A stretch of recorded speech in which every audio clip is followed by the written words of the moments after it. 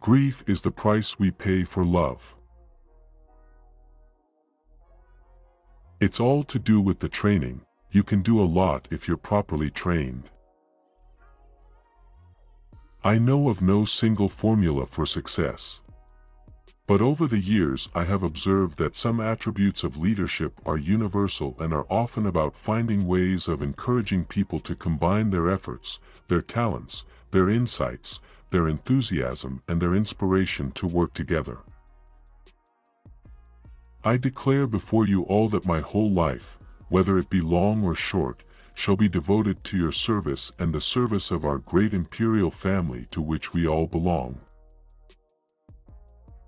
I have to be seen to be believed. I cannot lead you into battle.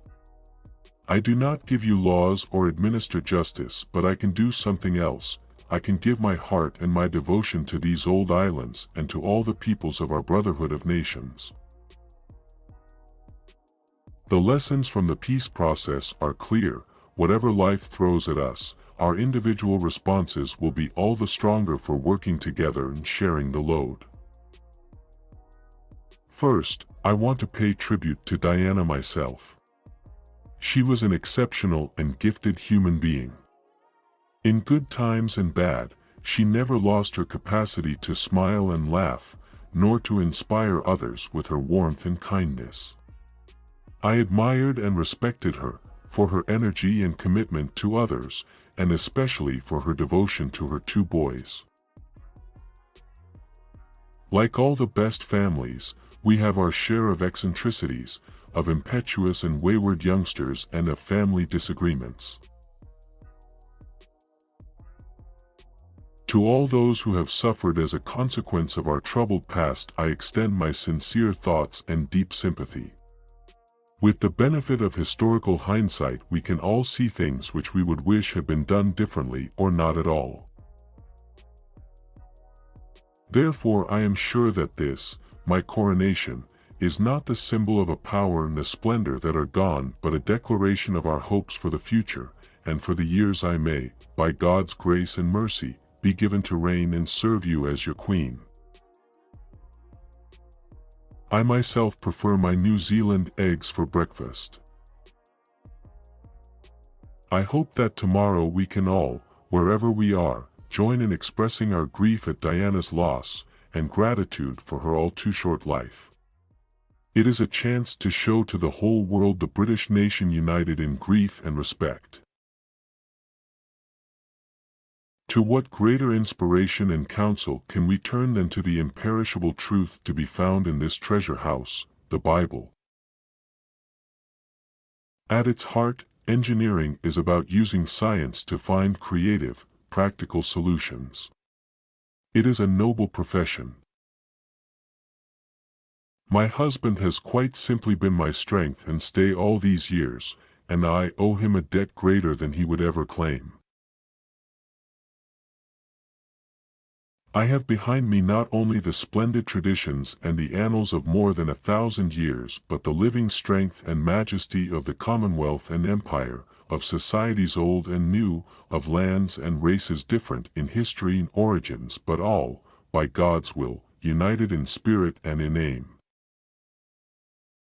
The upward course of a nation's history is due in the long run to the soundness of heart of its average men and women. These wretched babies don't come until they are ready. At Christmas, I am always struck by how the spirit of togetherness lies also at the heart of the Christmas story. A young mother and a dutiful father with their baby were joined by poor shepherds and visitors from afar. They came with their gifts to worship the Christ child. I have in sincerity pledged myself to your service, as so many of you are pledged to mine. Throughout all my life and with all my heart I shall strive to be worthy of your trust. The events that I have attended to mark my Diamond Jubilee have been a humbling experience.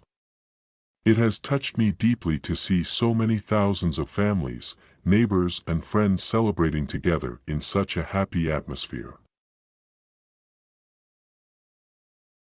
What were once only hopes for the future have now come to pass.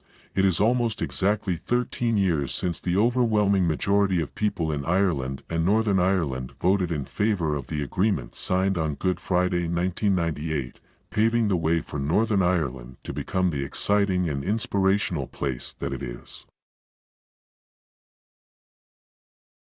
The British Constitution has always been puzzling and always will be.